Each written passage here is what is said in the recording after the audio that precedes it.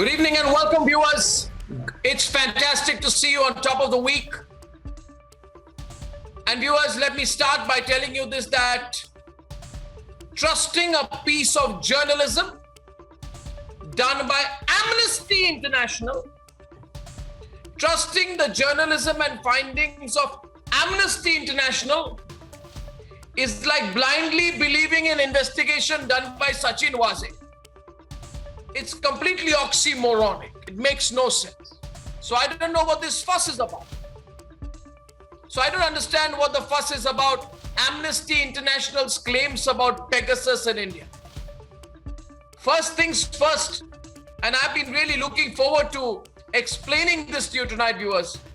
First things first, who's claiming this?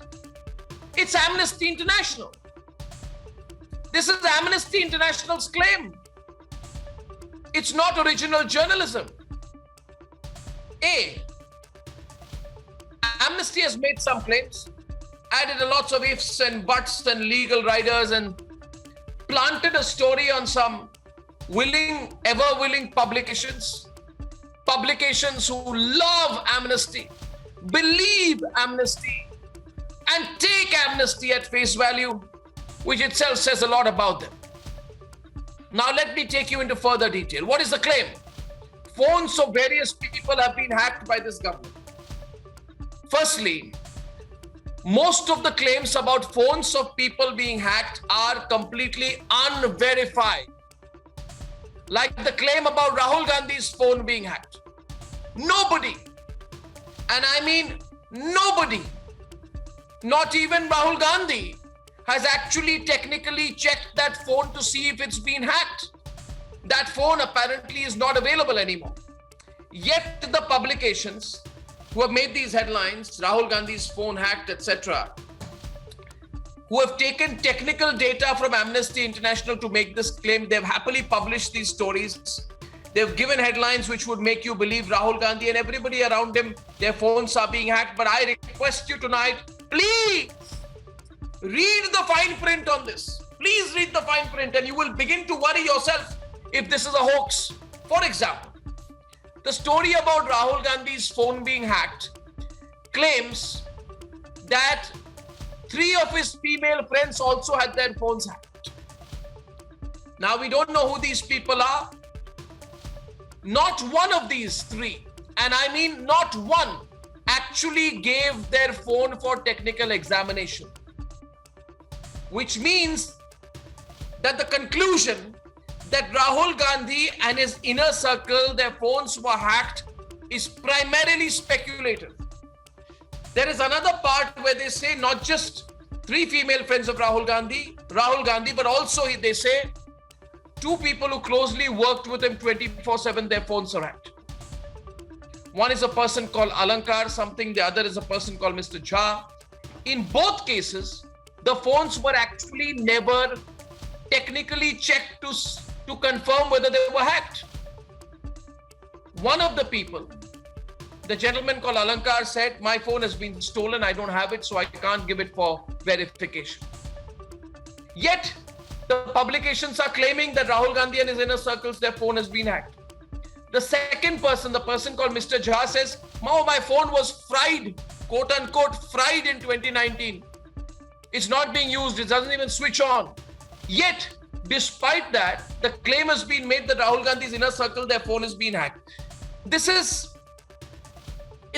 unbelievable, viewers, the conclusions which are being drawn in this case, that Rahul Gandhi and his inner circle, their phones were hacked. What I'm telling you primarily means that it is a speculative story, and that is not all. If you actually read the fine print of this Amnesty investigation, and we must remember this is an Amnesty investigation which is being published by someone else, and Amnesty has a third party and the publication has a fourth party, and therefore nobody's really owning up for the information.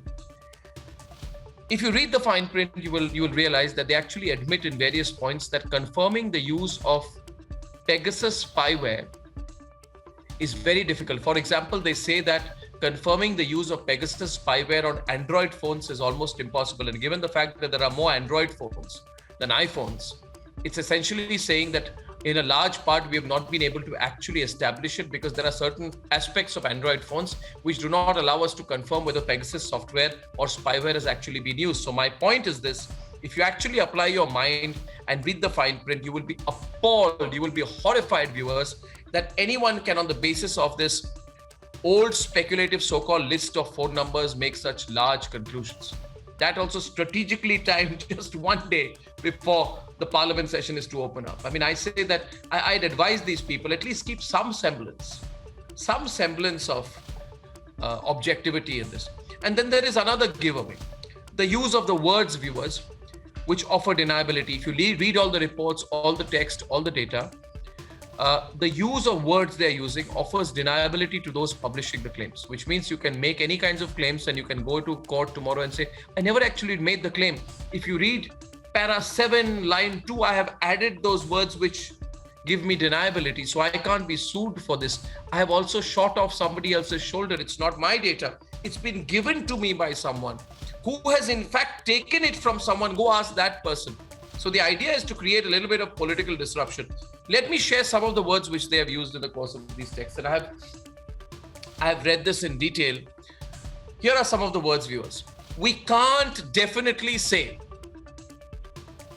Second word, potential targets of surveillance, which means they are not saying or confirming if actually the surveillance happened. It's like potential targets of surveillance. Next phrase, phones are not examined and hence we cannot confirm. So they've given a line which essentially says most of the phones haven't been checked, so we believe they may have been. Next phrase, database of numbers believed to be accessed. Believed to be. Now that's a hugely generic word because they can turn around and say, we never told you that the phones were accessed. We told you we believed, somebody told us that they believed it could have been accessed.